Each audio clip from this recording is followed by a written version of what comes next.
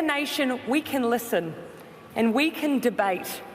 After all, we are too small to lose sight of other people's perspective. This is News Talk ZB News.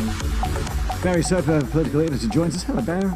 Good afternoon. How are you, Andrew? I'm good. The protesters back at Parliament today, but they had a mission. Yeah, I've got to say it was a very moving gathering. They were essentially wanting to be recognised as victims of the vaccine. And there was quite a lot around that certainly weren't terribly well. And if you look at the, as I did, the statistics, MedSafe data to February the 28th showed that more than 58,000 adverse effects. And there were several deaths as well. A further 14 deaths are under investigation. Now, Anna Hodgkinson, she was there from Auckland with her 23-year-old daughter who's been confined to a wheelchair after receiving one dose of the jab. It's been over 6 months of being ignored. That's half a year, mate. Half a year of being ignored and treated like you're nothing.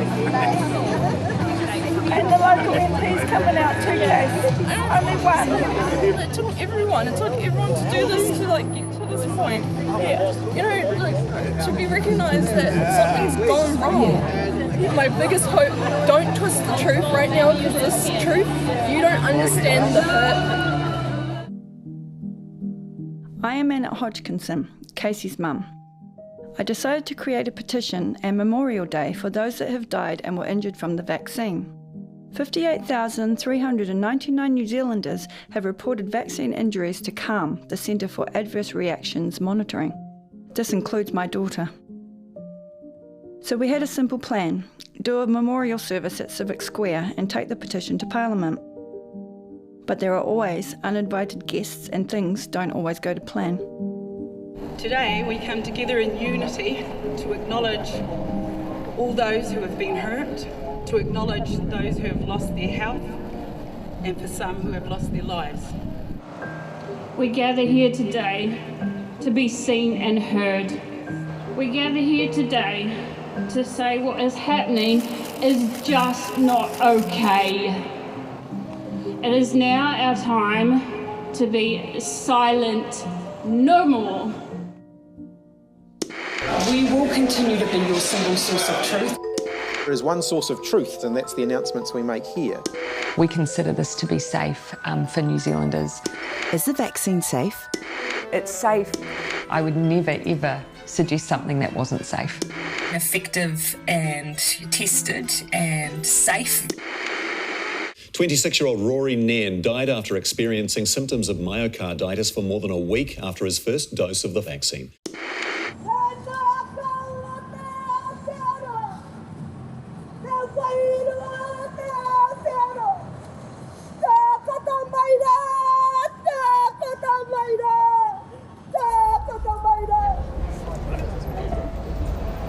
I now know thousands of vaxxed injured. These people suffered for months when they could have been treated from the beginning if this hospital system had just listened, if the government had told the truth instead of safe and effective, that there is adverse side effects to this vaccine. I was just working to give what I can to my children and for our family's future. All those that have been pushing the narrative needs to be held accountable. No one stepped outside of those doors of Parliament. And yet you work for us. You're meant to be for the people. Because they're all being silenced. They're all being shut down. The media and everyone else is doing their thing as well. But as we know now, the truth has already been revealed. So we ended up at Civic Square because at the time, under the New Zealand apartheid system, my daughter, who was not fully vaxxed, was not allowed in most public venues or even inside a cafe. Although it was a private event limited to the vaccine injured and those family members who had lost loved ones, the police and their helicopters decided to gate crash the memorial. What is interesting is that these police were not there to investigate what had caused the damage. No, they were there for intelligence gathering purposes, according to an official information request we made asking them to explain their intrusive presence. Why don't they investigate what is causing the damage? It's all upside down. Many of the attendees were coerced into having the vaccine through the no jab, no job mandate. We will not be making it compulsory. Concerned about the no jab, no pay policy of Australia. Are you looking at that? No, we're not. Fantastic, thank you. I believe in vaccination, but not mandatory. Great, thank you. Because as I say, my word's my bond. It's not going to be compulsory, but my message to everyone is it's safe. The Coronial inquest has heard a Dunedin man who died after he received a COVID vaccine wasn't told about the risks of myocarditis when he was vaccinated. Rory Nean died 12 days after getting his first dose at a pharmacy. Now the coroner will investigate how much he and his vaccinator knew about the potential side effect. Rory Nean's photo looked over the courtroom where the coronial inquest into his death began, marking not only a life lost, but a life with his fiancée taken away just months before their wedding. Yeah, Rory had good health. I mean, we're pretty ordinary. I mean, Rory liked a few drinks, he liked a few beers. Just a young guy, you know, rugby player and, you know, just a typical young fella, and but really fit, you know, and strong. Kind of decided he wanted to be a plumber and a drainlayer, so he's always keen to help. The last time we saw him was 2 days before he died.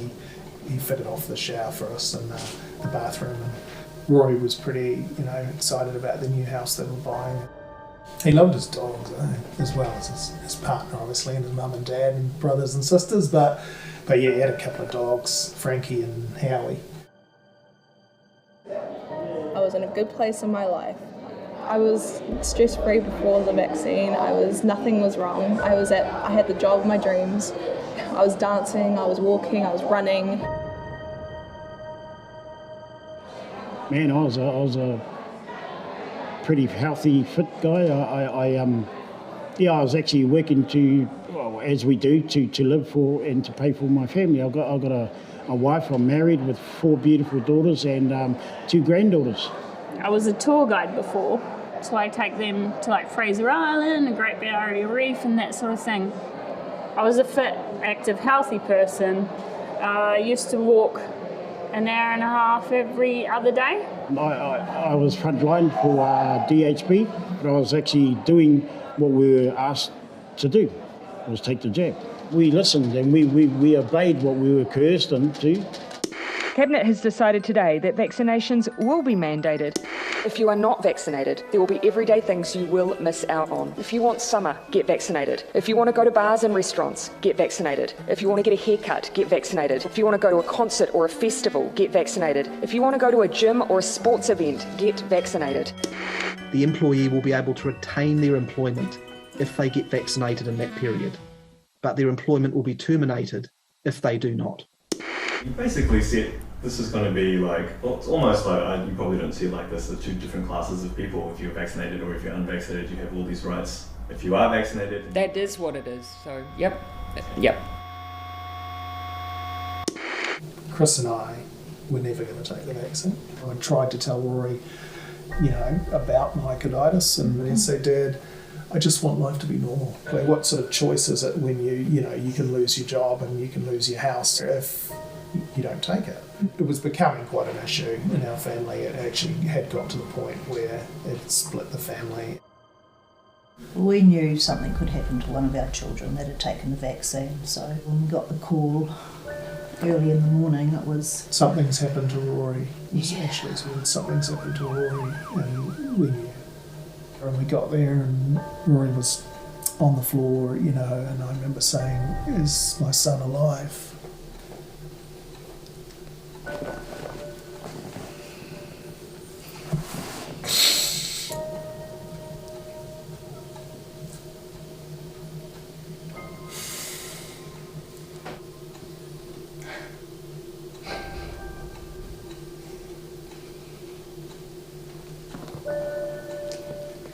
Yeah.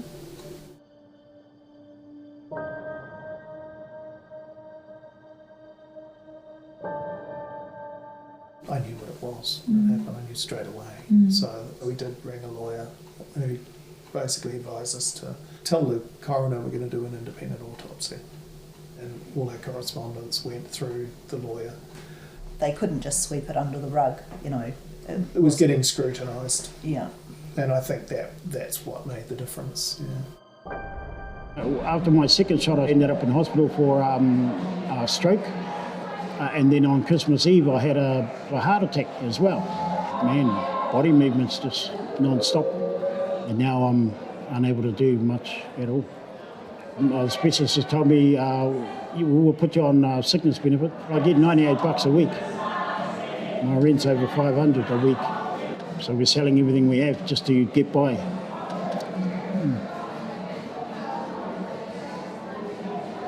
Pretty tough road, eh, mate?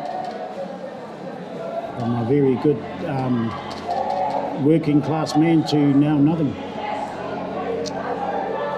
So 2 days after my jab, I started getting chest pains. 17 days after my jab, I was talking to my friend on the phone, and then I passed out in my lounge. I don't really remember the ride to the hospital. There were 4 other people when I went in with heart stuff. Even the nurse made a comment. She said, "Wow, we've had a real influx of chest pain today, haven't we?" I can only walk about 10 minutes now without becoming breathless. It's so terrifying when your heart's doing weird stuff. I took the vaccine for my job. And it was an hour later I started getting symptoms.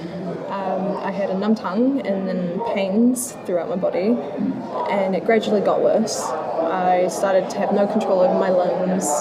I've got shooting, stabbing pain. I've got pain that feels like someone's taking a knife and slicing my legs. Out of everything that's given me stress, it was the doctors, honestly, that weren't listening, that were unwilling to listen. Is a big one, and gaslighting me, saying that it was caused by stress, or, oh, it's an anxiety attack, and they would try to make you feel like that's what it is, when I knew 100% no, it was not. So then the 4th doctor said anxiety. I said, I'm not buying it. One of my other jobs is working in mental health as well. I don't know what anxiety looks like. I've never been an anxious person. No one would give Casey a diagnosis. And as medical bills began to build up, a kind person set up a Give a Little page to help us cover costs. I'm Casey Michelle Hodgkinson. I'm in a lot of pain. I'm 23 years old. I wasn't like this before the vaccine.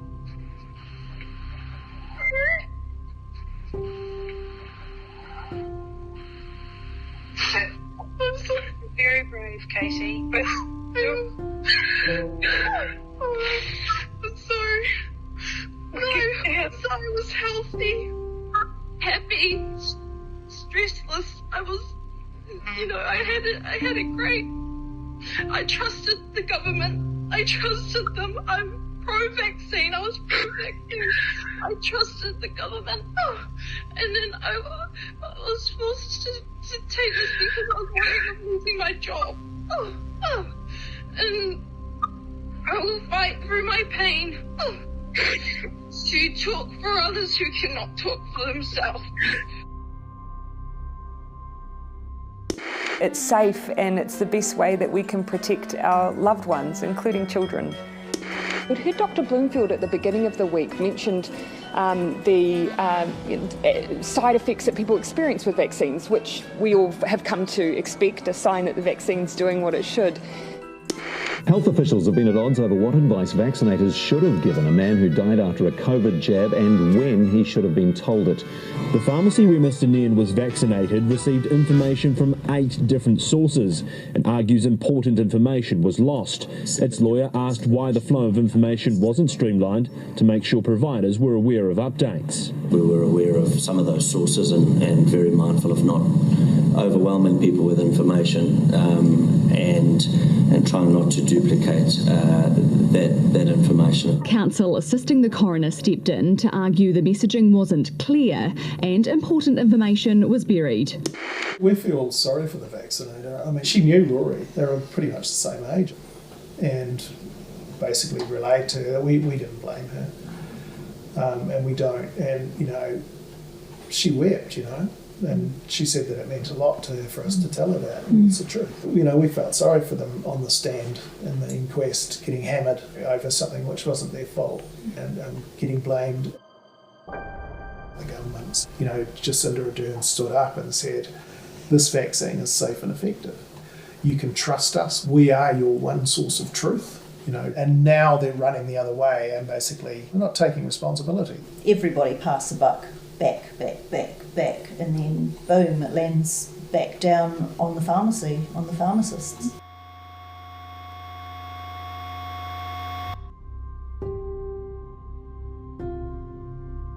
While we were in hospital, media platform staff interviewed Graham Legross, immunologist and program director at Vaccine Alliance New Zealand. They quoted him saying the Give a Little page was a scam, and without ever having seen Casey, that the symptoms and behaviours are not related to vaccines. Oh, that's traumatising to be made to feel like you're nothing. Like, you are the fault. The acknowledgement's not there. It's been such a long fight of just not having that. And I trusted them. You're huge. It hurts. It hurts. I can't fix my girl. And when we reached out for help, they didn't help. When I saw my child seizing and fitting and tongue numb and lockjaw and all sorts of things happening to her. We mentioned the vaccine and they went quiet. They looked at the ground. They couldn't look me in the eyes. And I went, something's not right about this. What are you hiding? That's when I went, enough is enough. That's why I created the petition to get these people recognition, treatment and compensation for vaccine injury. The petition was going to be hosted on the official Parliament website. They continuously rejected the wording of our petition for weeks. With only 5 days before the memorial service, we opted for another petition site. We got an incredible 12,502 signatures in 5 days.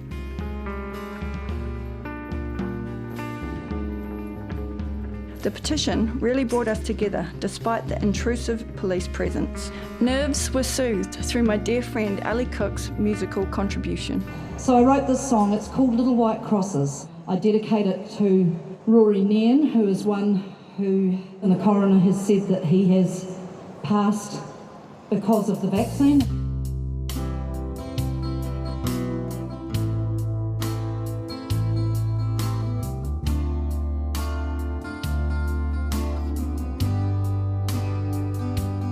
Little white crosses hanging in the smoky air. In the headline photographs, no one asked why they're hanging there. Each one had a name upon it, someone who had died from taking trusted medicine. Now a life they are denied. Little white crosses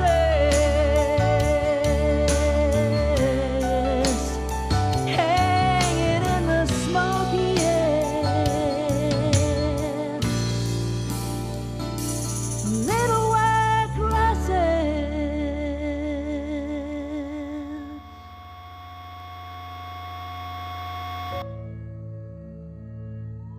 Then we began our journey to Parliament to deliver the 12,000 strong petition. We were shadowed and followed all the way by the police.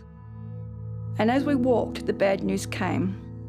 Although the grounds were open for people to walk through, we found ourselves barricaded and blocked from taking the petition about vaccines into Parliament grounds. This was absolutely devastating. We sat on the steps. It was heartbreaking being ignored once again. I mean, people have travelled from all over the country for this moment. Then through the barricade came Chris Pink, my local Member of Parliament. He stood on the steps and spoke to the people. My local constituent asked me to receive the petition on your behalf, because today is about you and the petition you have signed, I will ask Anna if she would care to present that petition to me today. Should I come to you? Yes.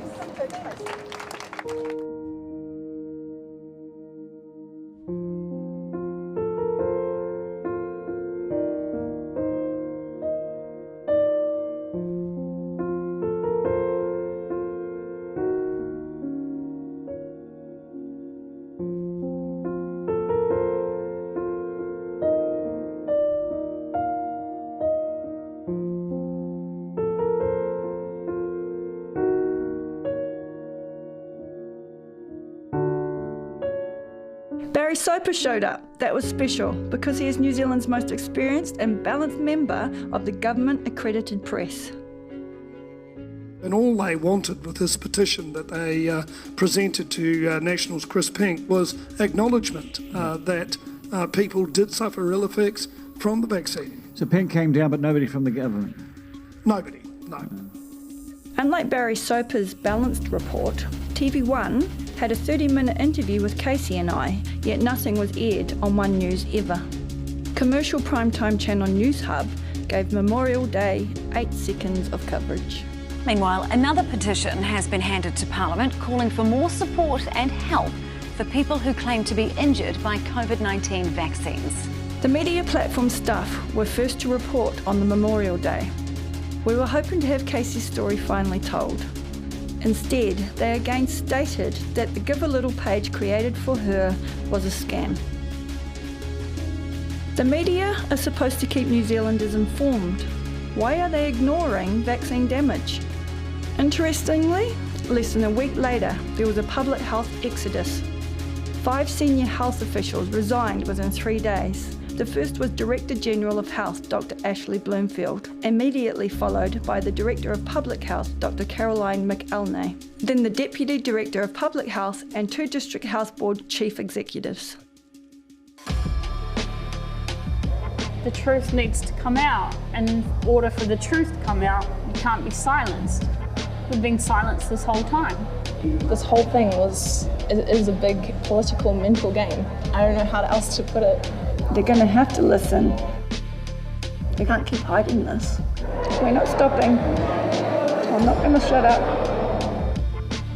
If it's safe, why have more than 64,000 adverse events following immunisation been reported in New Zealand alone? There's some people out there that are really hurting. I feel like there's purpose in this. As tragic and terrible as it is, Rory hasn't died in vain. And that's why we want to tell people what's happened, that's why we want to share. So find your strength with others and don't be shut down and isolated. Find people that will support you and hear your story, because you are one of many. You say be kind. Where is that kindness? We trust you and you use that. It really hurts. We're just people dealing with so many horrible things, and you're putting on so much more hurt onto us and maybe you just don't understand, and that's ignorance. But it's time to try to understand at least, and be compassionate and be kind.